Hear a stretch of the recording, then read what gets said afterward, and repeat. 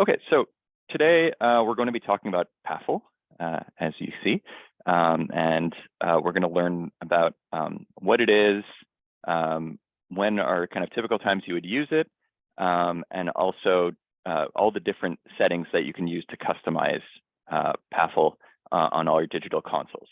So let's dive right in. So first of all, what is PAFL, P-A-F-L? I like to call it PAFL, like I said, because it sounds like waffles. But you can call it PAFL or whatever. So if you look at that analog console in the top right, that's an old GL console. And on the left side, you see that the PAFL keys say PFL. And on the right side, they say AFL. And the reason for that is on the left, those are input channel faders. And so those are pre-fader listen. And the ones on the right side, those are groups or auxes, and those are after fader listen. And so for several reasons, the default for our consoles is that if it's on an output channel like an aux or a group, you generally want your PFL or AFL, you want it to be AFL for output channels, and you'd want it to be PFL for input channels. So we're going to see why that is shortly. But basically what PAFL stands for is pre-fade listen or after fade listen. What PAFL really is, though, is a dedicated bus that's used for monitoring on a console. And it's usually used for the user of the console to monitor signals that they're looking to verify or monitor or have soloed in their headphones or for many different reasons. And you're going to see more about that soon. And so engaging the PAFL button on a channel basically just sends it to that dedicated PAFL bus. That's kind of the main function of the PAFL key versus the PAFL bus. It's important to make that distinction between the two. And normally the PAFL bus is what feeds the main meters, which you could see here on a D-Live CTI 1500. Those are your main meters, and those are fed by the PAFL bus. And it also feeds the headphone output on the console that you're using in most cases.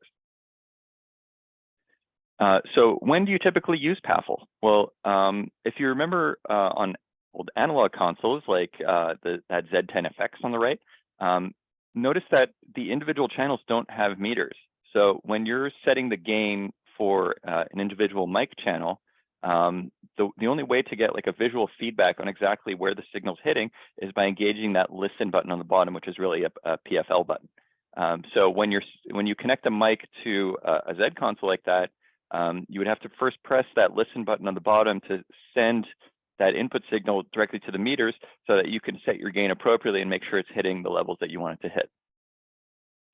It's also good for identifying the source of a noise or problem in your mix. So if you're listening to the main mix from your console and you hear a weird kind of buzzing or a high-pitched noise and you want to locate where that is, a good way to do that is by individually hitting PFL on each of the channels to see where the source is. And once you identify which channel that's coming from, then you can make adjustments from there to the processing to get rid of it.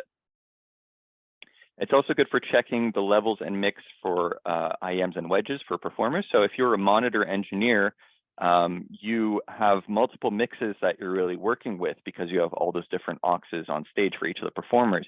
So by engaging the AFL on those channels, you can see where the levels are hitting for the overall mix for that performer. And you can also just listen to it yourself to make sure that they're getting the right kind of mix. So that's another good reason for using AFL or PAFL.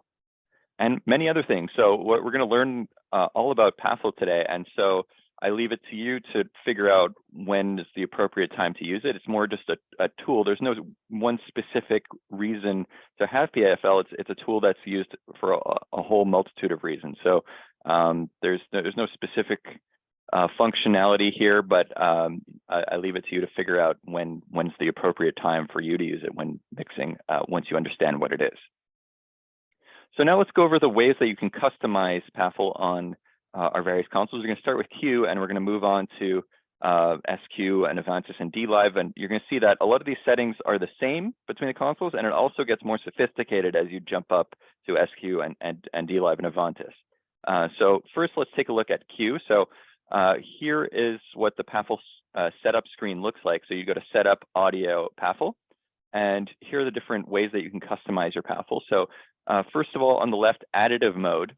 By default, this is turned off, but you could turn this on. And what this does essentially is it allows you to have multiple channels with the PAFL engaged. So if you have additive mode turned off, you could press PAFL on one channel and then press it on another channel, and it will disable it on the first channel. But if additive mode is on, then you could press it on one channel and press it on another channel, and it sends both of those channels simultaneously to the PAFL bus. Cell follows PAFL, so this means when you engage PAFL on a channel, you're also selecting that channel on a Q console. PAFL follows mix, so if you look at the right side of a Q32 in this case, you can remember that these mix buttons here, in addition to changing the actual fader, the channel faders to be the sends to that mix, you're also changing the master fader to change to the master of the mix that's currently selected. So if I have LR highlighted, then this is my master for LR. If I have mix 1 highlighted, then this is my master for mix 1, and so on. So when I engage the PAFL on this master fader, do I want it to stay with the channel that was selected when I initially hit PAFL, or do I want it to change in accordance with the mix that I'm selecting? So again, if you're a monitor engineer and you want to quickly cycle through different mixes to listen to them, you'd engage the PAFL, and then you'd make sure that this is turned on so that when you change different mixes, you're now listening to those different mixes as you change them, whereas it's not staying with the same initial mix. That's what it would be like if this was turned off. LR to PAFL, so this basically says that when no channel has the PAFL engaged on it, what do you want to go to the headphone output, and what do you want to see in the meters? What do you want to feed the PAFL bus when nothing, when no channel has PAFL engaged? So by turning this on, by default, the mains are always being sent to the PAFL bus. But once you engage PAFL on a channel, you're now no longer sending the mains, you're just sending that channel where the PAFL is engaged. So it's just to listen to the mains by default when PAFL is not turned on any particular channel. And this is how it's set up by default on most of our mixers. So this is kind of like what we looked at earlier with that analog console. So this is how it's set up by default on our consoles. For output channels like auxes or groups or the mains, those are set to AFL. So when you press the PAFL on those channels, you can move the fader and it will actually change what you're hearing in your headphones and also change what you see on the meters, so that you can really kind of make sure that you're getting a visual feedback of where the signal is hitting for that overall mix. Whereas for inputs, AFL is turned off, so that when you press PAFL on a channel, moving the fader has no impact on what you're hearing and what you're seeing in the meters. And so this has to do with kind of the different workflows, because for an input, you're just generally using PAFL for a different reason versus on an output or a bus. And of course, you could change this to be however you want. Like in your DAW, like I use Cubase, but it's the same in most DAWs. This is actually turned on. So the metering that you're seeing on channels is affected by the fader that you move. And then you have delay and trim that you can adjust on PAFL. Those are pretty much self-explanatory. You can just add a few milliseconds of delay to your PAFL bus if needed, and you can trim it down if it's too hot. So now let's look at SQ. You're going to see a lot of these settings will be familiar from the previous slide, but there's also some new ones. So additive mode we looked at, cell follow PAFL we looked at, PAFL follows mix. That's the same as what we said earlier. So if you have PAFL on the master fader and then you change the mix, do you want the PAFL to follow with those mix buttons?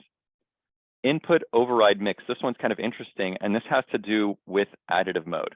So when you have additive mode turned on, you can, like we said earlier, you can engage PAFL on multiple channels. But it would be weird to mix output channels like an aux with input channels in the PAFL bus. That's not really something that you generally want to do.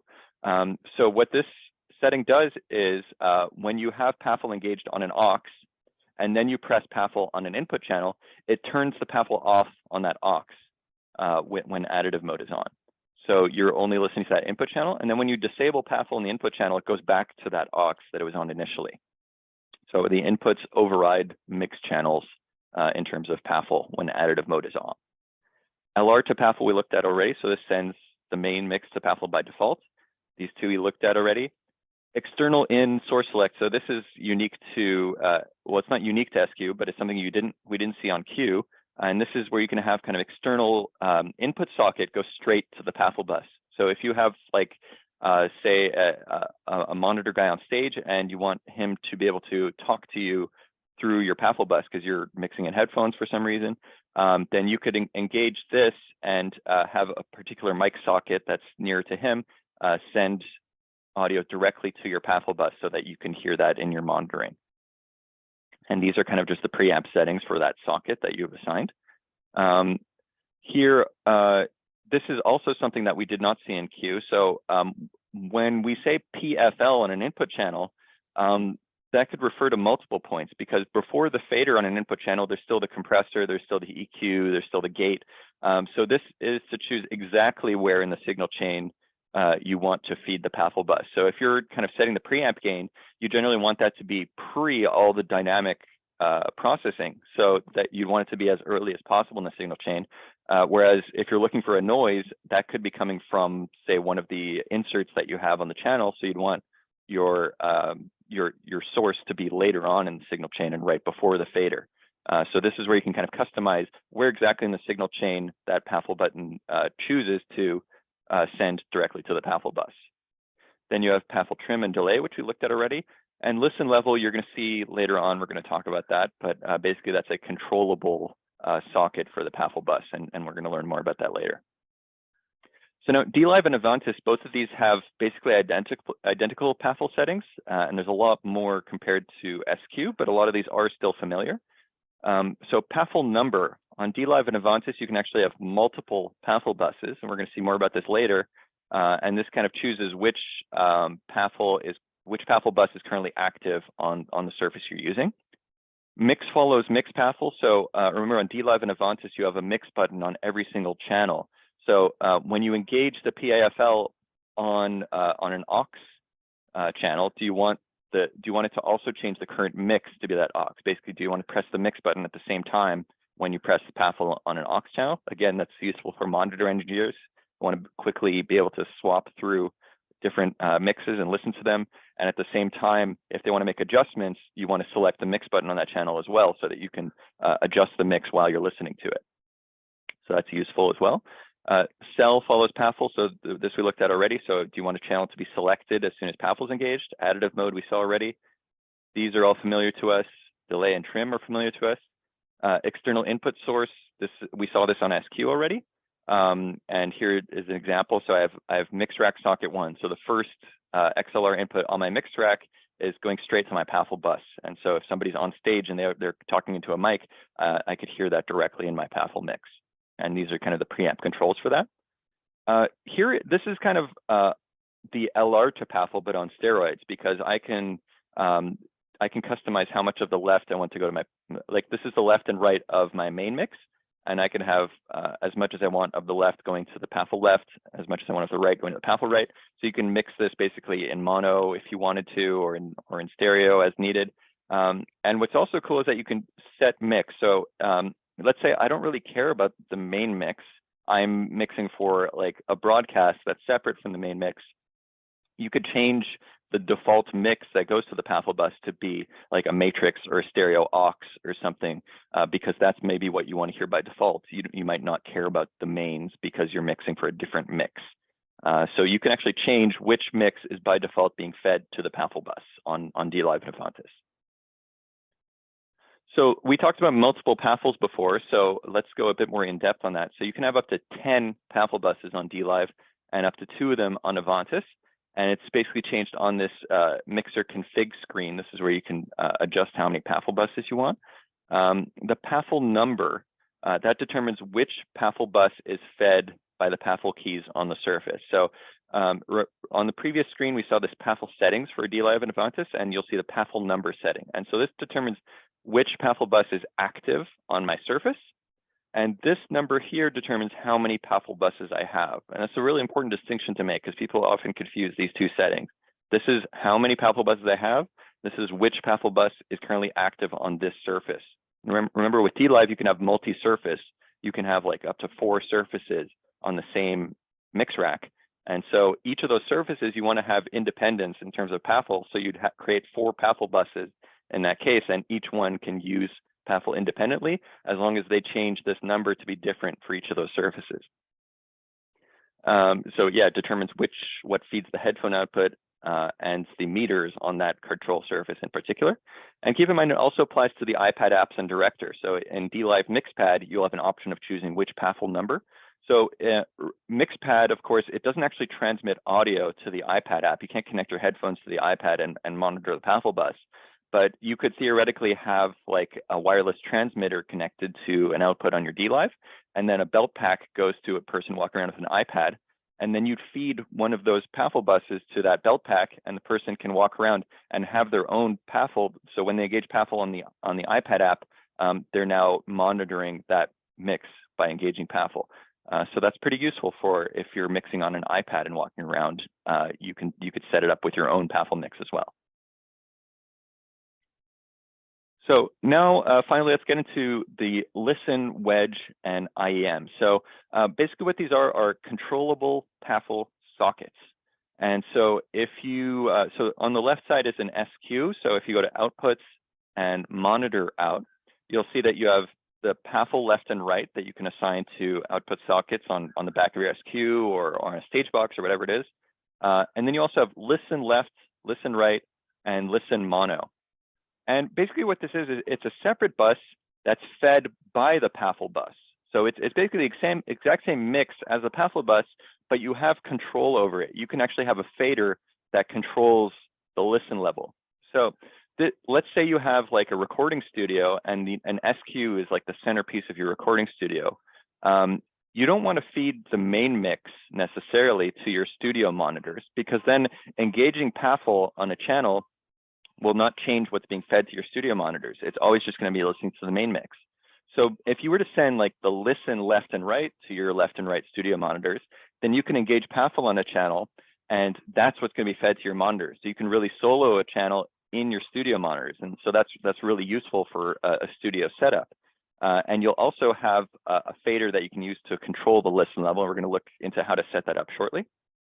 And on DLive, it's similar. You have the wedge and IEM, which is basically 2 versions of the same thing. The wedge is a mono controllable PAFL mix, and the IEM is a stereo controllable PAFL mix. And you see we could still assign the PAFL bus directly to a left and right to pair of output sockets, but you won't really have control over it from the console. You can't.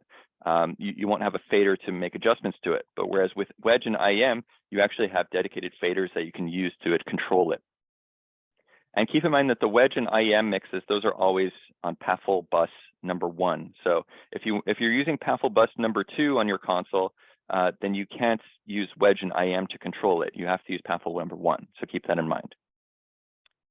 And so here's kind of how to configure those faders to actually have control over the listen level and the wedge and IEM level. So on SQ, you'd go to Setup, Mixer Config, and then Roll.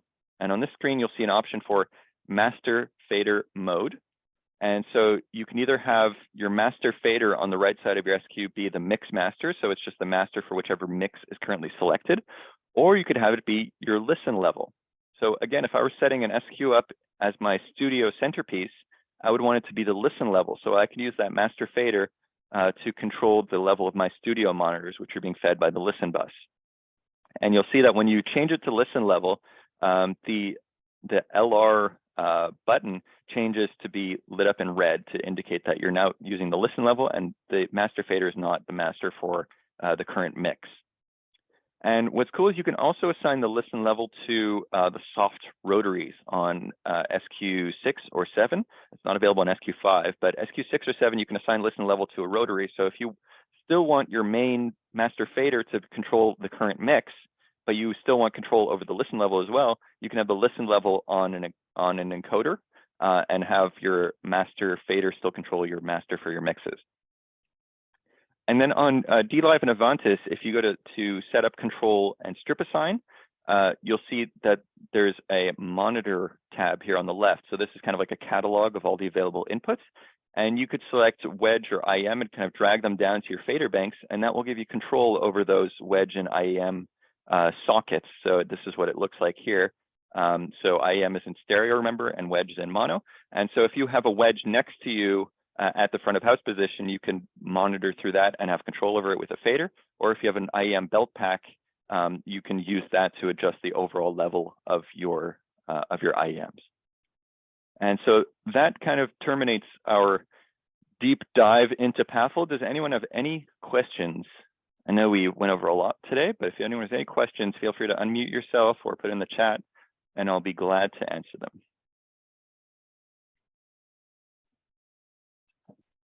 Hey, Richard. Hey, how's it going? Can I ask you a quick question about SQ off topic? Sure, yeah. If nobody has any PAFL questions, I'm glad to answer any other questions. That's fine. Okay, it doesn't look like any questions are coming in. Yeah, I think we're good. Go ahead, okay. William.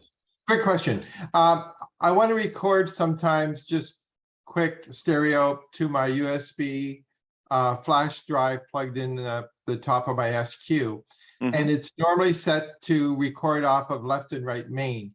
But that doesn't really work well because the mix isn't as good because, you know, you mix to the room and you hear the drums and you hear the guitar amps. So in short, how do I try to figure this out myself.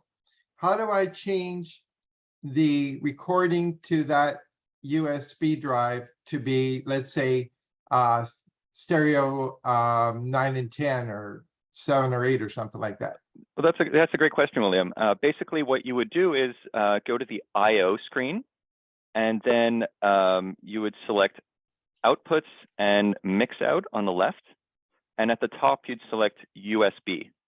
And then what you're looking at basically on that grid, along the left side, all of the rows are going to be your mixes. So you'll see aux1, aux2, aux3, and your matrices and your mains and whatever. And along the top, you'll see the 32 USB channels that you can route to. And when you're recording in stereo, it just kind of takes the first 2 USB channels. So basically what you want to do is assign whatever stereo mix. So if it's stereo aux9, you'd assign stereo aux9 left and right to USB channels 1 and 2. And so the first 2 columns on that screen. And that basically changes what's recorded. Ah, that's why I couldn't figure it out, because it's channel 1 and 2. I was looking for, yeah, I wasn't looking for that. So it's basically considered channel 1 and 2. That's right, yeah. If you're recording stereo, it takes channel 1 and 2. And if you're recording multi-track, depending on the sample rate, it's either 1 to 16 or 1 to 32. Gotcha. So channel 1 and 2 would be the stereo if that's the only 2 tracks I'm recording. That's right, exactly. All right, well, thank you very much. Yeah, no problem, William. If anyone else has any questions, let me know.